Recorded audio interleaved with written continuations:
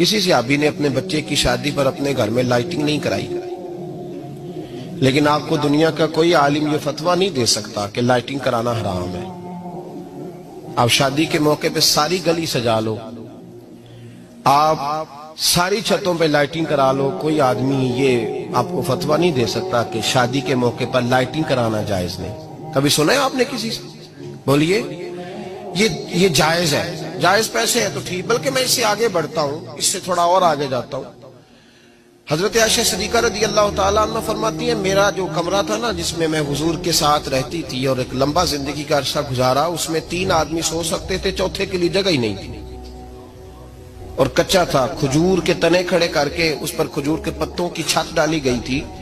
میں جب ہاتھ اٹھاتی تھی تو میرا ہاتھ اپنی چھت کو چھو جاتا تھا۔ یہ ہے سنت نبی پاک کی، یہ حضور کا طریقہ ہے۔ بتائیے پکے گھر میں، لینٹر والے گھر میں رہنا جائز کہ ناجائز؟ کیوں جی؟ حضور تو کچے مکان میں رہتے تھے، آپ نے کیسے پکا بنا لیا؟ دین کو اس کی اصل بات میں سمجھیں، آپ ایسا نہ کریں جس میں انتشار اور امت تقسیم ہو، اس کا اصل مزاج دیکھیں۔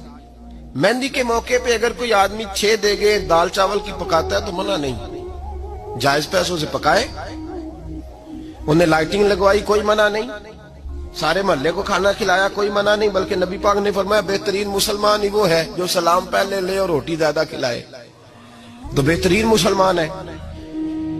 ناجائز کیا ہے؟ ناجائز ہے شادی کے موقع پر بینڈ باجا بجانا، اس میں رقص کرنا، اس میں بھنگڑے ڈالنا، عورتوں مردوں کا اختلاط ہونا، عورتوں کی مووی بنانا، یہ چیزیں ناجائز ہیں۔ تو جو ناجائز ہے اس پہ پابندی لگائی جائے گی، جو جائز ہے اس کے بارے میں یہ کہا جائے گا کہ بھائی احتیاط کی جائے، سنت کی طرف دیکھا جائے تو بہتر یہی ہے۔ لیکن اگر کوئی کسی آدمی کے پاس جائز پیسے ہوں، وہ 100 کنال کے گھر میں رہے، اگرچہ سنت یہ نہیں، اور یہ تو کوئی فتویٰ نہیں نہ دے سکتا کہ حرام ہے تیرا 100 کنال کے گھر میں رہنا، کہ ہے فتویٰ کہیں آپ نے سنا؟ تو ہمارے ہاں تکلیف کا معاملہ یہ ہے۔ دیکھیں میرے بھائی، کسی بھی صحابی نے، بڑے درد کے ساتھ بات کر رہا ہوں اور یہ میرا درد ہے، میں درد سے اپنے دل کو، اپنے ایمان کو حاضر ناظر کہہ کے بات کر رہا ہوں۔ امت بٹ جاتی ہے ہر موقع پہ یار، ہر جگہ ہی تقسیم ہو رہی ہے امت مسلمہ، ہر روز کچھ نہ کچھ فتوے ایسے مل جاتے ہیں جس میں دراڑیں پڑتی ہیں۔ کسی صحابی نے کسی مسجد کے اندر اشتہار چھپوا کے، اعلان کرا کے درس قرآن کرایا ہے کبھی؟ سیرت النبی کا جلسہ، ختم بخاری، مدرسے کا دستار فضیلت کا جلسہ، آپ نے اشتہار پڑھے ہیں نا؟ یہ سارے مکاتب فکر کے ہوتے ہیں کہ نہیں ہوتے؟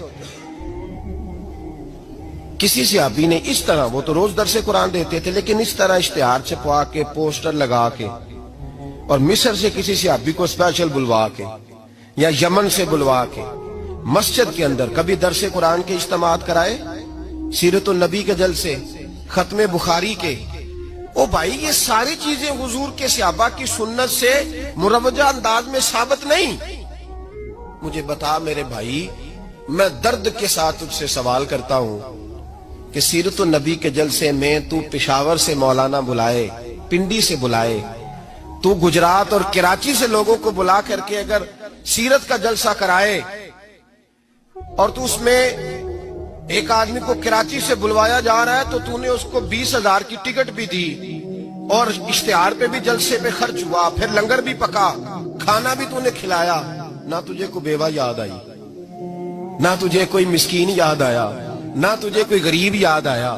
حالانکہ کہنا چاہیے تھا نا یہ جو ₹1,00,000 لگ رہا ہے کسی بیوہ کی خدمت کر دینی چاہیے، یتیم کو دے دینا چاہیے۔ درد کے ساتھ بات کر۔ سوال میرا یہ ہے کہ وہی کام جو سیرت کے جلسے میں ہوتے ہیں، پہلے تلاوت ہوتی ہے، پھر نعت ہوتی ہے، پھر کسی عالم کا بیان ہوتا ہے، وہی کام صرف نام بدل کے کیا جائے، عید میلاد النبی نام رکھا جائے صلی اللہ علیہ وسلم۔ یہ میں آپ کے ذہنوں پہ دستک دے رہا ہوں، تقریر نہیں کر رہا، صرف دستک دے رہا۔ او بھائی دیکھو، ایک آدمی وہی کام نام بدل کے کرے تو جائز ہے، اور اگر اس میں نبی پاک کے میلاد کا نام رکھ لیا جائے یا نعت کا نام رکھ لیا جائے تو پھر مجھے اجازت دے میں تجھ سے سوال کروں کہ صرف تجھے حضور کی تعریف پوری لگتی ہے؟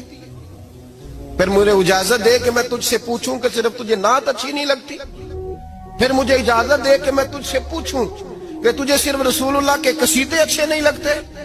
دے مجھے اجازت کہ میں تجھ سے سوال کروں کہ جہاں ذکر رسول کی بات آئے وہاں تو پریشان کیوں ہوتا ہے؟ تجھے پتہ ہی نہیں یہ تو وہ ذکر ہے کہ رب فرماتا ہے تم بیان کرو نہ کرو وَرَفَعْنَا لَكَ ذِكْرَكَ، محبوب میں نے خود تیرے چرچے ساری دنیا میں بلند فرما دیے۔ اور نبی پاک نے پوچھا حضرت جبریل سے کہ چل جبریل تو بتا میری امت کو پتہ چلے رب نے میرا ذکر کیسے بلند کیا ہے۔ جناب جبریل کہنے لگے محبوبہ رب فرماتا ہے میرے نبی سے کہہ دے جہاں جہاں تیرے رب کا ذکر ہوگا وہاں وہاں تیرا بھی ذکر ہوتا رہے گا۔ یہ تو محتاج ہی نہیں کسی کا۔